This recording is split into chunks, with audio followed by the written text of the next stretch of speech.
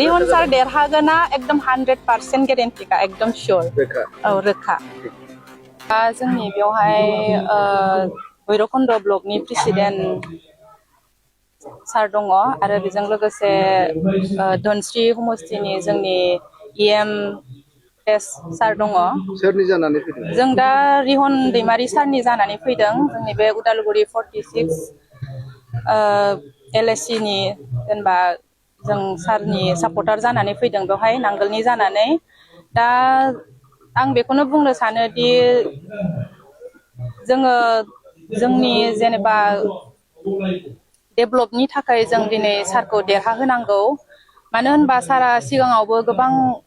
खामानिखौ मावबोखाबाय ओमफ्राय गेजेराव UPPL आ देरहादोंमोनबाबो जों UPPL निफ्राय जेबो डेभलपखौ नुवासै आरो दा बेखायनो जों गासिबो गावनि उन्नतिखौ नायनानै डेभलपखौ नायनानै जों दायो बे सायख'थियाव जों रिहन सारखौ दैथायहरनांगौ मानो होनबा दा जोंहा BPF सरकारा जाखाबाय दा जेनेबा सरकारानो जोंनिखा बेजों लोगोसे दा जोंहा डेभलपनि थाखाय जों सारखौहाय आरो गोजौआव हरबावनांगौ दा बे MLA इलेक्सनाव जों सारखौ दैथायहरबासो जों आसाम गभर्नमेन्टनिफ्राय गोबां जेनेबा फेसिलिटिसखौ मोनबोगोन जों BTC सिम लाबोनो हागोन होमबासो जेनेबा जोंनि बे एरियायावहाय जोंनि बे उदालगुरि एरियायावहाय जों गोबां डेभलपखौ मोनगोन बेखायनो आं दिनै गासिखौबो खावलायो अननानै गासिबो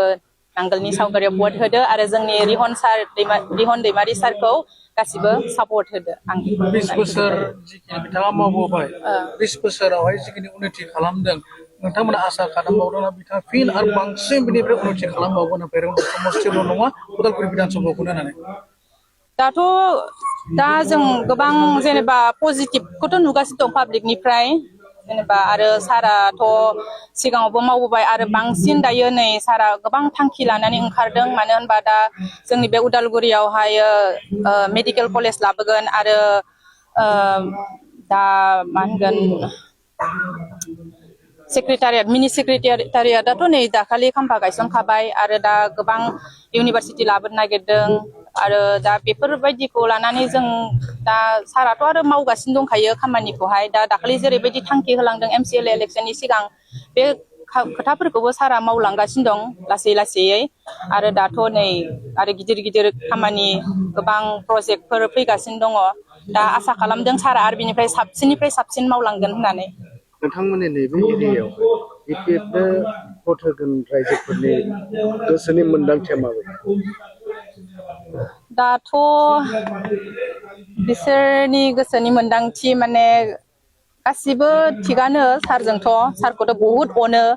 सारखौ मोजां मोनो केन्डिडेट हिसाबै आरो सारा दिनै गावनि खामानिजों माजों गोबां पाब्लिकफोरनि गोसोखौ बोनो हागासिनो दंखायो पजिटिभआनोखा दा जेराव जों मिटिंआव थाङो जों पजिटिभखौनो मोनगासिनो दङ पाब्लिकफ्राबो मोजां सापर्ट होगासिनो दङ जोंखौहाय रिहन सार देरहागोना एकदम 100% गेरेन्टिखा एकदम सियर औ रोखा